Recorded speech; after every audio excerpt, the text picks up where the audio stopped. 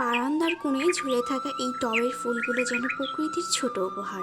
হালকা বাতাসের দুলে রোদে ঝলমল করে, আর আমি চুপচাপ তাকিয়ে থাকি আর ভাবি জীবনের সুখ খুঁজে নিতে বড় কিছু লাগে না। একটু রোদ, একটু ফুল আর একটু ভালোবাসাই যথেষ্ট। তো সকালবেলা আম্মু চিকেন বিরিয়ানি রান্না করেছিল।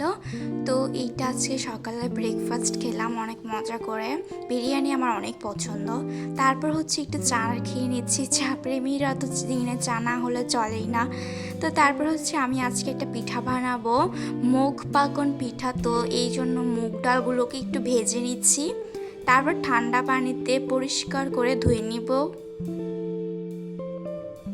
আসলে আমার মানুষ বলে না যে মার থেকে মেয়েরা শিখে, আমার ক্ষেত্রে পুরোটাই উল্টো। আসলে আমার আম্মু এসব কিছুই পারে না। আমার যখন বয়স হয়েছে বোঝার, তারপর থেকে আমি এগুলো বানানো শিখেছি, আর আমার আম্মু উল্টো আমার থেকে শিখে। তো এই তো পাকন জন্য এই ডালগুলোকে আমি সিদ্ধ করে নিয়েছি প্রেসার কুকারে। তারপর হচ্ছে এতে চালের গুঁড়ো দিয়ে দিয়েছি। এখন ভালোভাবে মিক্স করে নিতে হবে। আসলে ডোটা যত পারফেক্ট হবে পিঠাটা কিন্তু খেতে ততটাই মজা হবে, মুচমুচে হবে। তো এটাকে আমি একদম ভালোভাবে শুকিয়ে নিব। এই তো আমার ডোটা কিন্তু হয়ে গিয়েছে। ডোটার উপরেই নির্ভর করে পিঠাটা কিন্তু খেতে কতটা মজা হবে। আর পারফেক্ট কিন্তু হয়েছে একদম। তো এটাকে আমি ভালোভাবে মথে নেব। তো এই তো দেখো আমার পারফেক্ট একটা ডো হয়েছে। তো এখন এটাকে আম্মু আমাকে বলে দিচ্ছে এগুলা। দেখো আমার ডোটা কিন্তু পারফেক্ট হয়েছে, নরমও হয়নি শক্তও হয়নি। তো আমি একটু সামান্য চালের গুঁড়া দিয়ে তারপর এটাকে করে নিয়েছি। এখন এটার উপর একটু তেল দিয়ে দিয়েছি। আর আসলে আমি এত ভালো ডিজাইন পারি না, যা মাথায় আসছে মনে আসছে সেভাবেই করে নিচ্ছি।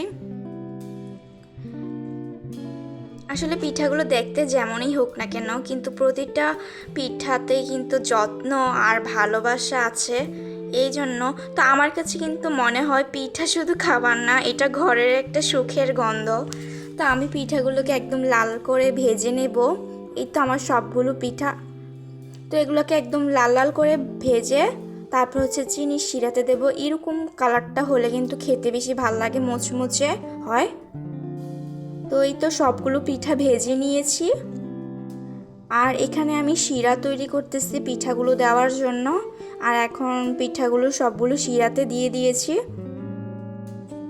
এই পিঠাটা খেতে অসম্ভব মজা, আমার সবচেয়ে ফেভারিট পিঠা এটা বলতে পারো। তো এই তো দেখো পিঠাটা কতটা মুচমুচে হয়েছে। সাদরিনা পিঠাটা তো দেখলেই তো আমার বোনে কিভাবে রিভিউ দিল। তো এইখানে আমি আবার একটু চুটকি সেমাই রান্না করছি, এটা আটা দিয়েই বানিয়েছি, এটা অনেক মজা হয়েছে। তো আজকে তরকারি দিয়ে খেতে ইচ্ছে করতেছিল না, তো তাই জন্য ভাবলাম ডিম দিয়ে আজকে দুপুরের খাবো। তো এই জন্য পেঁয়াজ, কাঁচামরিচ, টমেটো এগুলোকে সব ফ্রাই করে নিচ্ছি, সাথে ডিমও দিয়েছি। তো ভাতগুলোকে এখন দিয়ে ভেজে নেব। আসলে মাঝে মধ্যে এরকম কিন্তু খাবার ভালো লাগে খেতে। আমার যখন তরকারি দিয়ে খেতে ইচ্ছা করে না, যখন আলিশা লাগে, তখন আমি এরকম সাদামাটা খাবার তৈরি করে ফেলি। এই খাবারটা আমার অনেক পছন্দের। তো এই তো আমি খাচ্ছিলাম আর টিভি দেখতেছিলাম। এই ছিল ব্লগটি। আল্লাহ হাফেজ।